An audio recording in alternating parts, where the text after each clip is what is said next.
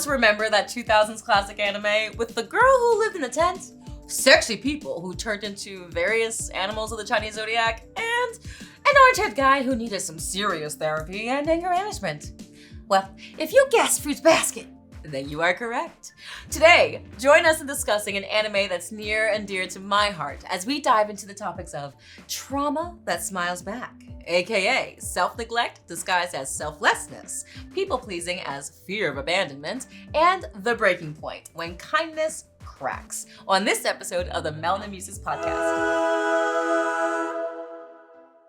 Welcome everyone to the Melanin Muses podcast, where anime, pop culture, and mental health collide. My name is Cleo, and this is Callie. And we also have one more in our group, Boothman. Hello. Hello, Boothman. Hello, Boothman.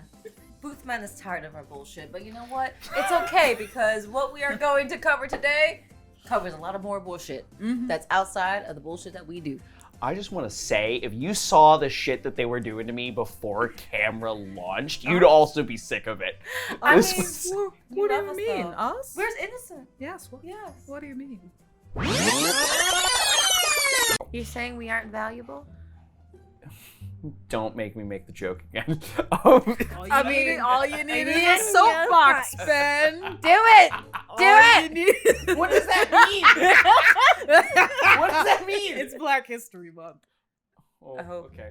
Even Well, better. All you need is a soapbox, Ben. Yeah. You got two perfectly good. No! No! No! No! No! No! No! No! I'm so glad the episode hasn't started yet. No! Come on, you can get the extra monies. This one's got a I different can't- no. pedigree.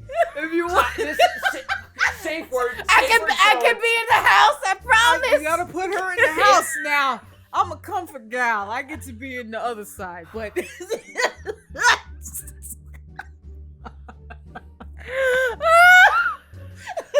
I'm crying. And what better way than Black History Month? Go back to our roots. Oh shit. So on this episode, we're talking about a silent voice. No, we're No, not. you're right. We're not. Fruits basket. So yes, talking about innocence. We're going to talk about some really fun things. And I'm going to be clear. With this show, we're talking about the 2019 version. We don't talk about the OG. I love me some Fruits Basket, if you cannot tell. Hold on. Do you see her shirt?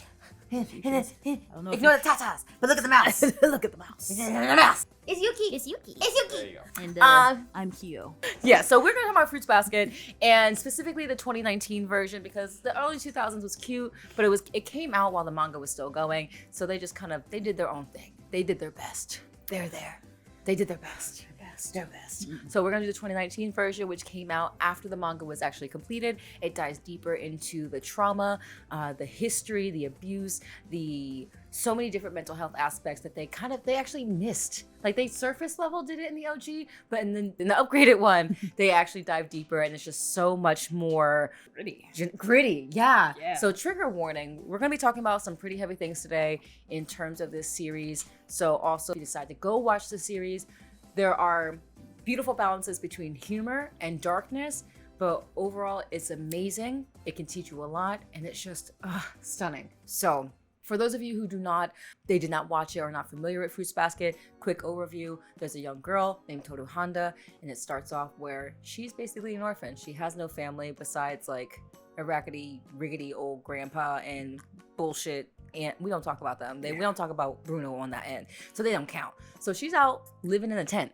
She literally is fresh in high school, probably about 15, 16 years old. And her mom just died, and she doesn't have a home. So she decides to grit it, get nitty gritty, and take her ass to the woods and sleep in a tent. Not the brightest, but it's something, right? You gotta do what you gotta do.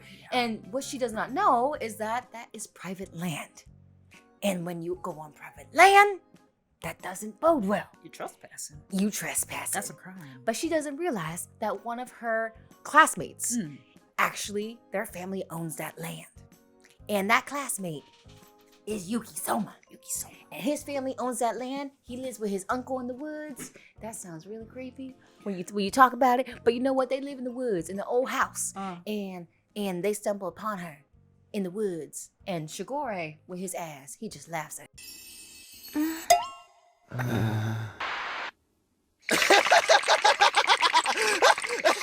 Shigure, don't you think you're overdoing it? And, we don't, Shigure, that's why he a dog. We just gonna see that. But the story follows along with Tohru's journey of pretty much stumbling upon the Soma family, learning their family secret, where, they turn into animals of the Chinese zodiac when they're hugged by a member of the opposite sex. Which is still a really wild concept to me, that Yeah. like physical touch from the opposite sex is what makes you reveal yourself. I mean, it also makes you very creative. But anyway, What? Shigure said it himself. Uh-huh. It's a really fun series. And all in all, the family, there's 12 members plus a 13th. So there's a 12 animals of the zodiac plus the cat, because there's this whole history behind that. If you don't know, watch the series. And if you can put in the comments, I want to see how many people, without cheating. Now, Yes. don't Google it. Oh. If you know off the top of your head all 12 animals of the Chinese zodiac, I encourage you to put it in the comments section, because I want to see how many people know without cheating.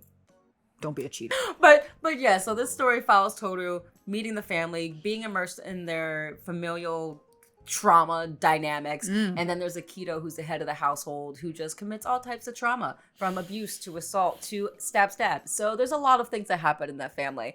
But what we're going to focus on today is our dear Tohru, because she is the main girly of the series, but she's also, I feel like one of the most traumatized. No, the others, they go through their own different trauma. Yeah. But I feel like she's one who very much suppresses all of her trauma and hides it behind a smile. And so everyone, hi, it's me. Hello. It's me, Callie. Hello, it's me, your resident mental health professional. So today we're going to talk a little bit about people pleasing and why it is the core of fear of abandonment. So in the case of Tohru Honda, Tohru has lost the person that is near and dear to her, which is her mother, the person who raised her, the person she was closest to. Abandonment comes in the form of not only people physically getting up and leaving you, but also not supplying you with your emotional needs, not being present for you, not being accepting of you. Abandonment is essentially erasure of who you are to another person and not feeling that connection with them. So Tohru thinks that the more digestible she is as a person, the easier it will be for people to want to stay with her. That's where people pleasing comes from, is self-abandonment, because she will smile even though she's hurting. She will take on responsibilities that she's either A, not equipped for, or have the capacity for, but she will push herself beyond her limits to show that she's dependable, or to show that she is someone that you can rely on, because for her, usefulness is akin to being accepted. The more useful you are, the more likely people are to keep you. And that is essentially what she's doing as her core motivation for many of her interactions with the other characters. Yes, and this is really demonstrated. So if y'all haven't seen the prequel, there's a prequel. It's very problematic, but I have to reference it, where I believe that this core wound developed. So in the prequel, we learn about her mother's actual history, where her mother's origin story is, and how the father and the mother met. We don't talk about her father. We don't talk about him. another. That's a whole nother situation. Groomer. But yes. Okay.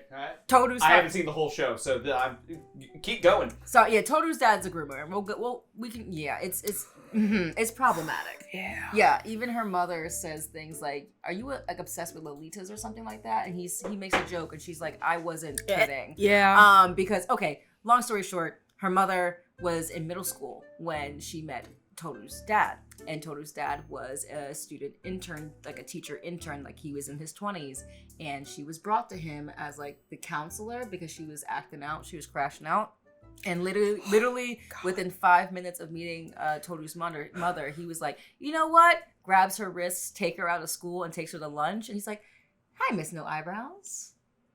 And he starts flirting with her. And then for a couple weeks, he hangs out with her. And he's like, yeah, I had to wait a little bit because you were still in middle school. So he basically helped her study for her high school entrance exams, which she wound up missing. And then her parents decided to kick her out because she actually decided to change her life because she started feeling accepted and wanted by Tohru's dad. And because she got kicked out of the gang, and then she missed the high school exams because she was in the hospital, her parents kicked her out and said, so yeah, that's the origin story of Tohru's mom and dad. And I was traumatized. And she even said, you're terrible. Anyway, he's like, yeah, I do have a work personality. And she went with it. So that's her parents' origin story. And I say this because at one point, they get married, they have kids, whatever. They have Tohru and all that. Her father passes from a common cold that got complicated. And when her father passed, her mother completely disassociated to the point where she forgot she had a daughter. She was completely incapacitated. She could not move. She did not eat. She forgot Tohru existed. Yeah. And her father's father had to come and basically make sure Tohru was alive. Mm-hmm. And then at one point, her mother just walked out. Like she kept, Tohru as a child kept trying to connect. It was like, Mom, are you there? She couldn't hear her. Mm-hmm. And then at one point, her mom had a hallucination and she just walked out of the apartment, left Tohru there by herself, went to a bridge and was thinking about offing herself, committing suicide. And the only thing that stopped her was that a mom and a daughter was walking by her and she heard the little girl just say, Mommy, and it snapped her out of it. And she was like, oh, fuck, I have a kid. So I'm gonna pause real quick. Yeah. Because Booth Man has something to say and so do I.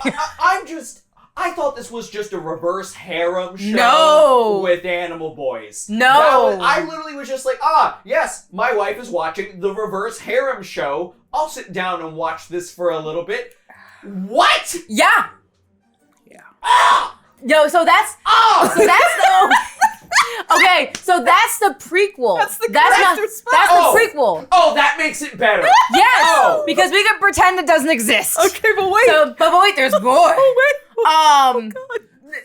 That's the prequel. So Tohru the entire time, Tohru's so talking so much about her mom and her dad, but she knew her dad for a little bit, so she has some memories. But that's where I feel like this fear of abandonment comes from, because once her father passed away on a work trip, her mother completely forgot she was there. So I wanna clarify that. She didn't forget the trauma of the loss, because he's the only one who accepted her. He was the only person who accepted her. He was her sole lifeline, because her parents disowned her essentially. Yep. So the man who has been conditioning her to develop an emotional attachment to him is now gone. Yep. Unceremoniously. Yep. So for her, because she's still relatively young, right? She doesn't know how to cope. She's probably in her early 20s at this point. Yeah. She doesn't know how to cope. Yeah. With the loss of this major person in her life. And as a result, which also, you remind me of how old Tohru was? She was about maybe 5-ish when this happened. So she was coherent enough to recognize that her mom was basically not there anymore. So she adopted her father's speaking patterns, and that was a way for her to help her mother cope. And she started speaking like Katsuya. So, for those of you who don't know, postpartum depression.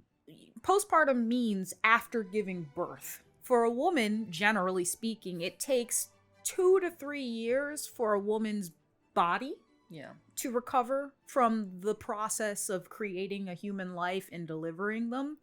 It takes about 5 for them to reclaim their mind. So with that said, not only was she still in the process of reclaiming her mind after the birth of her first child, she was also hit with grief, which also is complicated because prolonged grief tends to have the same representation of major depressive disorder.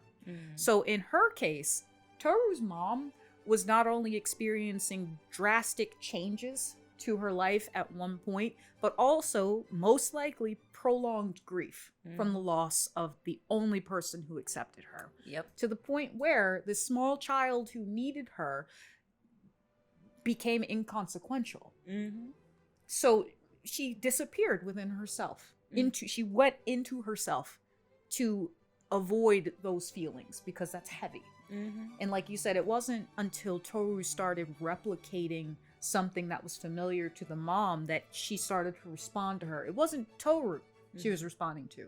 It was her husband. Yeah. And the only reason she got knocked out of that suicidal state, and, you know, trigger warning is, that's what we're talking about. The reason she got knocked out of it was because she does know she has a daughter. It's just not registering because the grief is too much. Yeah. For her to acknowledge her daughter's presence means to acknowledge the loss of her husband, because that's what Tohru represents to her.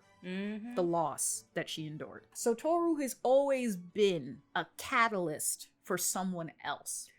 Boothman, you okay? Keep going. Keep like, going. I'm just going to be making faces back here No. because this is... No, yeah. Oh. Like, Tohru's origin story is literally, like, her people-pleasing started since she was a kid, since the only time she really received recognition after her father passed away was when she was emulating her dad. She saw how sad her mother was. She saw how much she cried. She saw how much she disassociated. So she's like, how can I make mommy feel better? And that's by imitating dad.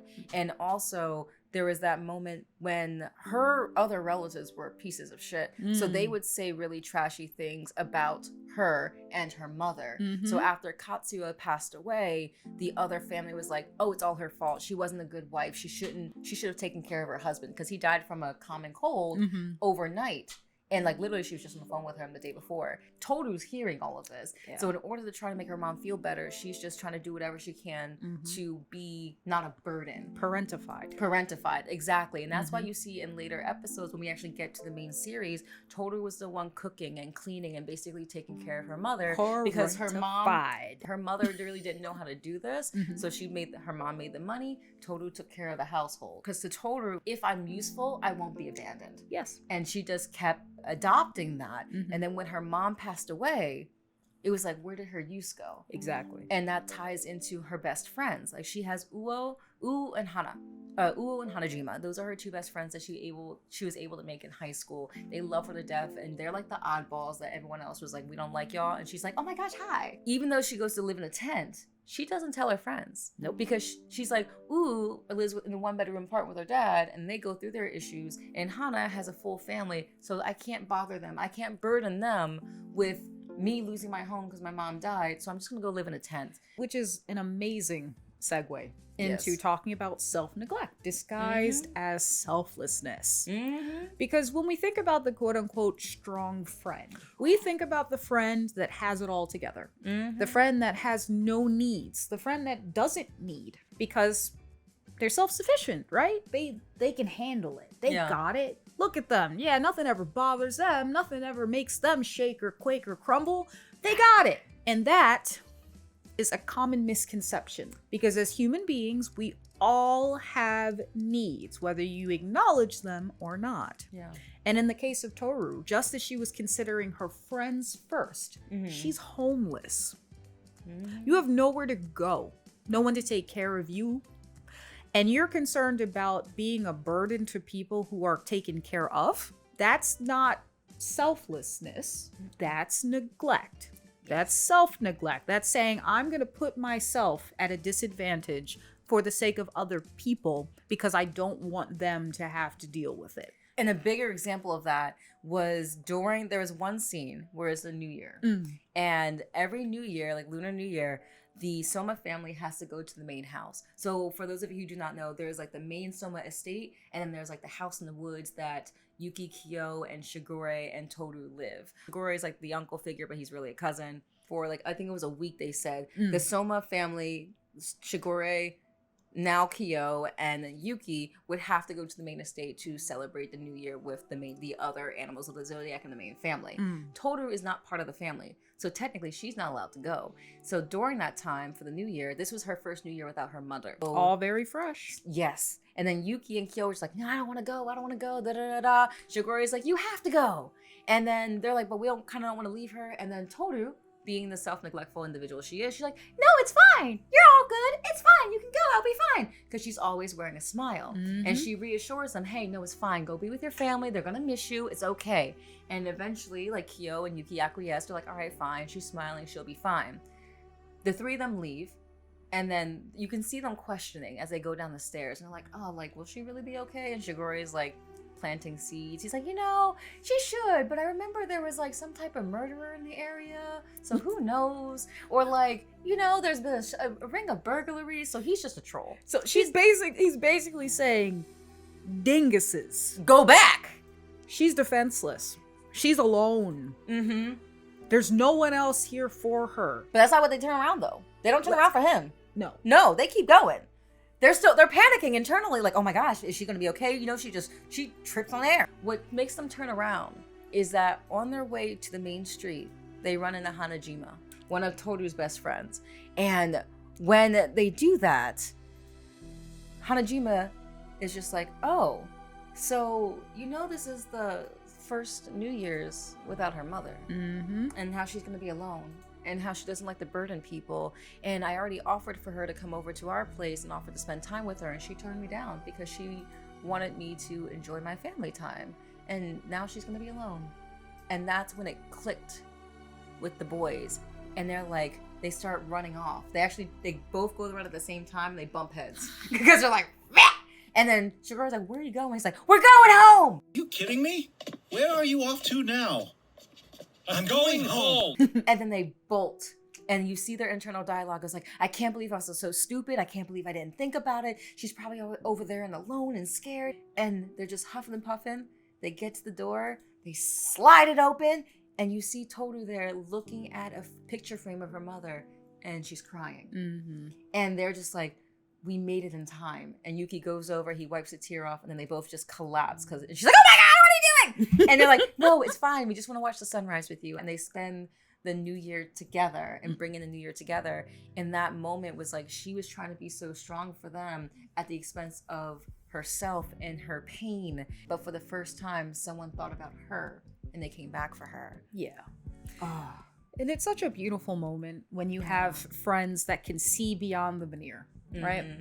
Of this self-composed, strong friend that you're presenting yourself to be. But it's helpful when you have people that know you as a person, but also understand that no one is meant to be an island. Yeah. Right? We're social creatures as human beings. We do, in essence, need other people for various connections. It doesn't mean we have to have somebody all the time, but it's nice to know that you're accepted, and it's nice to know that you're considered and thought of. Yeah. And in that moment where the two of them ran in, she was completely resigned to the idea that she's going to be here alone. Yeah. Mourning by herself. Yeah. And for them to turn around and join her in that, just not even really just talk to her or reassure her. It's literally, I'm not alone. Yeah. People care, people sit with me, and people share the space. Yes. They occupy it with me, share a moment. Another example that I've seen when Tohru shows some of the most neglect is when she encounters Akito. I hate Tell us I'm why. gonna say this right now. Tell us why. I don't think Akito should get a redemption arc. Her. I can't stand Akito. I understand, but there's a line between empathy and you just don't care about your own damn life. With Akito going stab, like what the hell? Well, She shanked your ass. Tell us. Okay, Tell us the story. okay. I'm so mad. No, I'm protective over Tohru. Yeah. Akito, I understand. Akito, she been through some stuff. She been through a lot of stuff, and I understand. It still doesn't justify it. It doesn't justify the physical abuse, the sexual abuse, the trying to kill people. Akito threw somebody out a window. She sexually assaults the Zodiac members to try to. Yes. That's why I said the 2019 version goes into really dark spaces that reveals a lot of things. And when it comes to that, like to the point where Akito lashed out on Hattori, that's why he's blind in one eye. Because Hattori went to go ask to get married, and Akito's like, oh, you taking one of my men away? Bitch! And now he's blind. And then it's bad. So when Tohru encounters Akito, like when they first meet each other, Akito puts on this facade, but you can just tell that there's something inherently wrong with this individual. Like you feel the crazy. And I don't say that lightly. You feel the anger, you feel the unhinged behavior of like, this person isn't safe. And Tohru can tell. Yeah. But when she meets Akito in later seasons, like season 3, there's a beach arc where they all go to the Soma estate for the summer. There's a beach, whatever. Always a beach episode. It's not an anime without a beach episode, a pool episode, or a hot spring episode. And Akito cracks because she feels threatened by Tohru. Naturally. You always hear Akito saying she's ugly, she's this, she's useless. But when she starts seeing the other Somas start changing and waking up that her behavior isn't okay, now she sees Tohru as a threat. So she would purposely isolate Tohru by saying, I want to meet with you guys. Like, she wasn't supposed to be at the beach. She found out that the Somas were going to the beach, decided to go up there herself, and then be like, you know what? I'm gonna call on you guys, but you can't bring Tohru. Even bring the cat. Fuck that cat. I don't care about that cat, but you gonna bring him with you because I want Tohru by herself. I want her to suffer. Excuse me. But then she could tell that they kept trying to take care of her. And at one point, she crashes out. She technically runs away in the middle of the night and goes to the beach house where everyone's staying. And in the rain, she runs across Momiji. Please let him go! And Kido asks Momiji something like, where's everybody else or whatever? And she slaps or she assaults Momiji. Oh. Tohru comes out in the rain and says, what's happening? And she tries to protect Momiji from her. And that's when Akito attacks her. Basically, I think uses her nails and like scratches Tohru and just physically assaults Tohru. And the whole time, Tohru's trying to still be empathetic. Like, she's terrified of Akito. But the entire time, on the multiple occasions that Akito was aggressive and rude and completely disrespectful, Tohru is still trying to show empathy to her. And then it gets to the point where it escalates and Akito stabs Tohru. Yet somehow, you still get to be the pure one. You're the dirtiest one of us all. Akito, I finally found you. No, stay back! You make me sick! I've been so thoughtless. How could I have not realized it? Akito. Get back! Like, she gets so mad because the curse starts to break. Yeah. And it's like devastating because that was the only thing kind of tying her to anybody, because she knows if there's no curse, no one wants anything to do with her. And now that the curse is breaking, she blames Tohru. And at one point, she runs to Tohru. She has a knife because she stabs the rooster, and then she runs away from him to find Tohru. And then she stabs Tohru and then runs away because she freaks out. Tohru runs after her. So He's like, no, come back. Come back. Come back. So this is an excellent opportunity to consider foil characters, right? I have a strong idea. For those of you who don't know what a foil character is, in literature, in media, in storytelling, there is a character that we tend to follow who has a specific journey that they're set on. And then there's another character whose journey mirrors their own. And so they have a lot of similarities going into different situations, but there's a critical portion where they veer off and make different choices, which produces a different outcome for those characters. Yeah. Okay, so if you look at Akito and then you look at Tohru, they have the same core wound. Both of them are afraid of being abandoned by the people around them. Akito in the way that the only thing keeping the rest of the Zodiac family with her is the curse itself. So she can get away with a lot of things. She abuses them in various ways, but there's nothing they can do about it. She's God. Yes. Yeah, she's literally God. Yes, there's nothing they can do about it. But the minute they're given a choice, she knows they will choose to leave. Whereas with Tohru, she doesn't give people a choice to leave her. She makes herself such a valuable piece of whatever the dynamic is that they don't want to leave her, or she positions herself that way. So they very much have similar aims in how they relate to themselves and each other. Because I'm pretty sure Akito has consistently self-sabotaged when it comes to her relationships with other people. Yeah. Whereas Tohru is self-sacrificing in that she abandons herself in order to keep those connections. So in that critical moment where she is attacked by Akito and stabbed, Akito knows that that's the point of no return. Yes, and even more so, like after Tohru chases after Akito, because we can talk, like if y'all want an episode purely on psychoanalyzing Akito, because even though I'm not a fan of her, she's been through so much. And to understand, like, I feel like it'll be really, really important to understand her backstory and why she does the way she does to get a full, like, circle moment. But after Tohru chases after Akito, it's like, hey, it's okay. Like, let's be friends. I'm like, bitch, why do you want to be friends with her? That's a whole nother story. But she chases after Akito. She still tries to extend her hand and be like, hey, I want to be your friend. Let's start over. My name is Tohru Honda. And Akito's like, you still want to be my friend? I just stabbed your ass. But the thing is, Akito realizes, oh wait, it's kind of like the abused cat. Yeah. Like she scratches as much as she can to get people away from her, and then someone's finally like, that's not gonna work on me. Yeah. Here's my hand. But the thing is, when Akito goes to reach out for Tohru, the cliff falls, and Tohru falls and hits her head. And that's when Akito freaks out. It's like, oh my gosh, I have to go get help. And now everyone's confused as to, why do you even care? What did you do? And she's like, no, I actually didn't do it this time. But it's like, no one believes her. Yeah. Because of everything she's done so far. Track record. But this kind of transitions to the next point of all of that self-sacrificing, all of that self-neglect is because she's saying, I'm not allowed to feel anything because if I do, people will leave me. So let's talk about that breaking point. So when an individual realizes, they start to realize and become self-aware that I kind of do have needs, but now I feel guilty about it.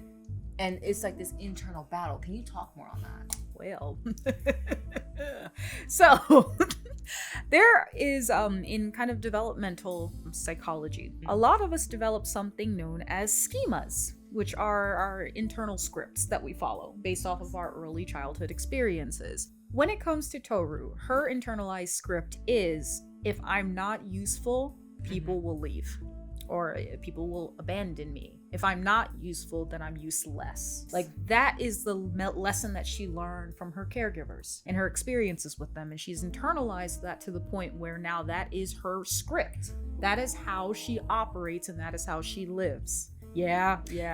But we all have those scripts that we follow. And in many cases, it's unconscious. Like 9 times out of 10, we're not actively thinking, if I'm not useful, then people will leave. It's more, it feels safer for me to overextend myself. It feels safer because we remember things that have quote unquote worked and protected us in the past from extreme circumstances. So in Tohru's case, sadly, she believes that being selfless, because that's what she believes she's being, selfless means that people won't leave me. Because if I don't have a self to leave, then there's nothing to leave, right? Exactly. No. And this becomes a really big challenge for her when she starts recognizing her feelings for Kyo. That's when her entire identity starts shattering, because all she's known until now is her love for her mother. That's been her core identity. So every 2 seconds she's like, well, my mom said this, my mom said that, oh, but my mom this and my mom that, oh mom, you have to come with me. She's always bringing her picture frame, and like she's attached to the identity of her mom because she feels like if she lets go, she's a terrible daughter, right? So when she starts recognizing she's having feelings for Kyo, then she feels like she's betraying her mother's not existence, her memory. And Kyo could have saved her mother, but he chose not to. So essentially, you know why Kyo's so angry? Is because he knew her mother before her mother died. And he encountered her because he had run away from home after his mom committed suicide. So one, his mom committed suicide. His dad was like, you're a useless piece of shit. You're the reason why your mom killed herself. And also he's the cat, so the whole family was like, fuck you, you're the cat, you're disgusting, right? Leave the babies alone. Who hurt this author? Yeah, right? Fuck. Yo, it's bad, right? So Kyo ran away from the Soma estate one day because at the funeral, he's like, it's his fault. His mother committed suicide and off herself. So he actually, Tohru's mom stumbles upon him, and she's just like, oh my God, you're such a cute little kid. How you doing? She's like, go away, you're evil. She's like, oh, you're a sassy little bugger. You're adorable. I'm gonna be your friend. And she sits with him, and he comes to visit her occasionally because she's the only one who accepts him for who he is. And plus, she has orange hair, he has orange hair, they're bonding. And then one day, Tohru goes missing. And like, she gets lost one day. And Kyo has this moment, he makes like a man's promise with her mom. And just like, hey, I promise I will protect her and I'll take care of her and I'll find her, right? He runs around, tries to find Tohru. But the problem is, Yuki finds her. Because it's the day that he ran away from the Soma estate when he was a kid. Because he was tired of, he's Everybody spoiled, right? Yeah, just so running. he wound up walking by Tohru crying. And then suddenly he's like, oh shit, I can't be spotted. She saw him and started chasing after him. And he's like, fuck! Ah! Because there was already an incident where a little girl ran into him and all the memories had to be erased of all of his friends. So he was put into isolation. So he's like, oh fuck, I can't have that happen again. But she kept chasing him. He's like, fuck! But then eventually, she found her way home, and Kyo realized that Yuki was the one that found her and not him. So that added to their rivalry. He's like, but you get everything. You're the prince. You're the rat. Everyone loves you. Let me have this.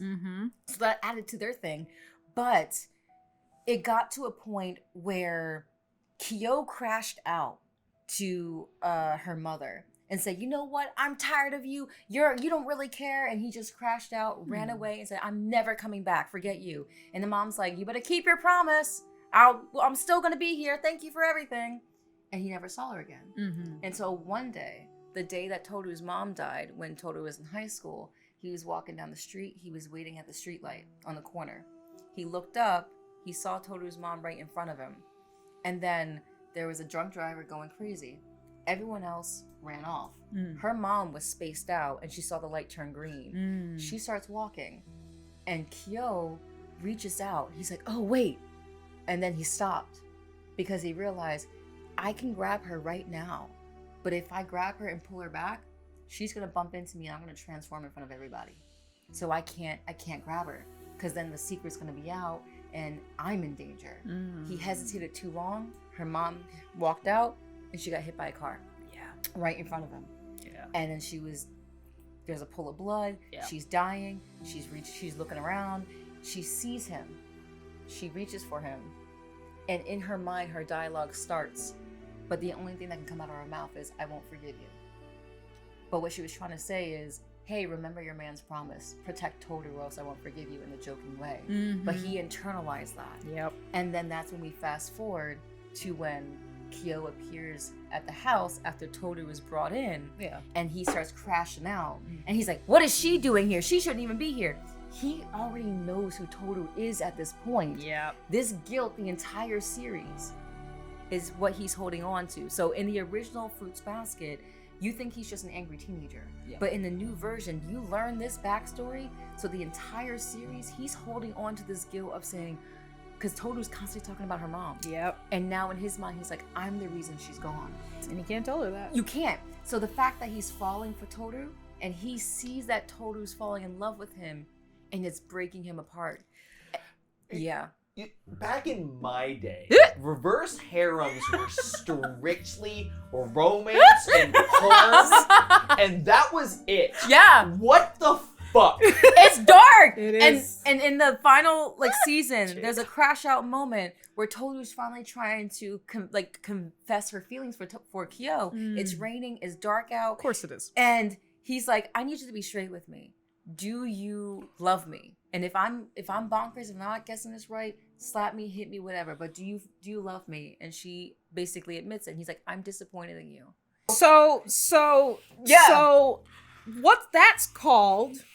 So if we're talking about attachment styles, that is quintessential disorganized attachment, right there. See, Boothman is having a conniption, you okay, and so am I. It's fine. Keep going. Keep going. Okay. Because I'm making sure I have my mental breakdown on camera. I'm right telling now. you, it's Kyo. See, if you the toll suppressing your emotions takes on a person, if you don't let it out, if you don't confront it, if you don't accept the reality of your situation, it's gonna come out when you don't want it to. And in this case, Kyo waited so obviously guilt and shame are key parts of that for him. But he's also a child. So you make a promise that's unrealistic. And now your entire goal is to uphold that unrealistic promise. And then poor Tohru, self-abandoning, she doesn't know what to do when she actually wants something or someone for herself. It feels like she's abandoning her responsibility to be self-sacrificing. It's a conflict of identity. Yeah. And that's why it's such a problem. But it also creates that rift, because that would have been a beautiful moment for the two of them. Tohru told him her feelings. That's a vulnerable thing to do. That was the first time she'd been selfish. Yeah, because before she started to admit it, and like she started feeling it, and she immediately felt like, I'm a horrible person for not, like, by loving him or by caring for him, does that mean I'm abandoning my love for my mother? No. Like, I feel like I'm leaving her behind. If my feelings are going to him, am I forgetting about her? Like, am I, like, what am I doing? But in this moment, she's like, no, like, I need to accept this. I love you, Kyo. And he's like, well, how dare you? Because he's deflecting. He's like, I'm the reason your mother is dead. And by loving me, aren't you abandoning her? I thought you loved your mother so much. And now you're saying you're loving me. You can't do both. That's him pushing her away. Exactly. Like, because he weaponized in that moment. Because he couldn't accept that someone would love him after what he's done. He projected that onto her by weaponizing that information, knowing that it would hurt her and cause her to leave. So again, it's one of those complicated things where sadly hurt people hurt people. Yes. It is that is what happens. If you bleed, if you were cut and you don't address that wound, you will bleed on other people. And that is kind of the theme pretty much of that thing, is hurt people hurt people. Hurt people hurt people. And Tohru just not being able, like, she's finally trying to accept that she needs to move on, but doesn't necessarily, it's like creating an entire new identity for herself. She's breaking herself down in order to be able to, you know what? I still love my mother. This feels like it's tearing me apart, but Kyo, I love you so much and I want to be with you. I want to be there with you. I want to support you and still be able to love my mother. And that's when that cycle of self-neglect, when that cracks, that moment you have a motivation so powerful to snap you out of it, your entire world shakes. Your entire world breaks, and it can be like it could feel like everything is just like, what the fuck? But when you're starting from scratch, that's kind of what you need to do. And realize that you are worth more. You're valuable. You deserve to have happiness. You deserve to have love. And Tohru in that moment was realizing, like, no, I have such strong feelings for you, Kyo.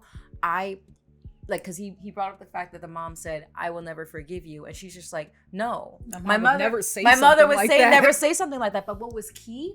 She's like, even if she did, this is me standing my ground. She is wrong. She is wrong, and she would never say that. But if she did, I don't believe her, because you are someone I want to be with. You are someone I want to build with, and you are someone I want to grow with. Yeah. And even though there are lines and boundaries, at least in that moment, Tohru was able to start taking control for herself and stand up for herself when Kyo was trying so hard to push her away. Yeah. So, yeah, that was, on that note, to tie this all into a neat bow, like, I love that in the new series, they made her such a more complex character. Because in the OG, she just seemed very ditzy, very just like, but in the new one, she had depth, she has substance, and you saw moments where she cracked, where she wasn't smiling. You can see how hurt she was and how she was avoiding and suppressing her emotions. And that people-pleasing, how it kept getting worse and worse and worse until she finally was like, you know what? I gotta say something. Or hey, I gotta do something. It's gonna take a while, because that's her entire personality until now. But she's learned. And what are some takeaways you think that the audience can get or learn from Tohru's example? Well, part of it might be to consider, what do we need to feel loved? And honestly, that's a question that you have to be very honest with yourself about. Even if you've been placed in a position where you hold a certain role in a family dynamic, maybe a relationship, something that you identify as your core of identity, it's okay to question that. Because as humans, we grow, we move, we adapt, we create new versions of ourselves every experience we have. So it might be a good idea from time to time to ask yourself, why is this so important to me? And then really be honest about what you need in order to feel loved, cared for, and connected with other people, because you are deserving of that type of love and connection, even if you've never received it before. Every day is a new day for you to get it, but you have to be open to it. And you don't have to hide behind a smile. No. Like, it's okay to be vulnerable. It's okay to reach out for help. And you don't have to take it on alone. So, on that note, thank you for joining us today for this very insightful episode of the Melody Muses podcast. Be sure to like, subscribe, hit that notification bell to stay updated. And if you wanted us to go dive deep into some other characters of the series, let us know who you want us to talk about next down in the comments below. Until then, my name is Cleo. And I'm Callie. See you next time. Bye. Our next episode will be a silent voice, which I'm sure will be a much lighter conversation than this. Be prepared. No, it's not what we do. We go be a hoe? No. But what about if it was anime men? No. Video game men? It's setting up unrealistic expectations. What about Gojo? Free Gojo. The Melody Muses podcast is produced by Nicole Brogan in partnership with Benjamin Collins of Scope Productions. Feel free to connect with us at Melody Muses Podcast via Instagram, TikTok, and YouTube, or email us at melaninmusespodcast@gmail.com.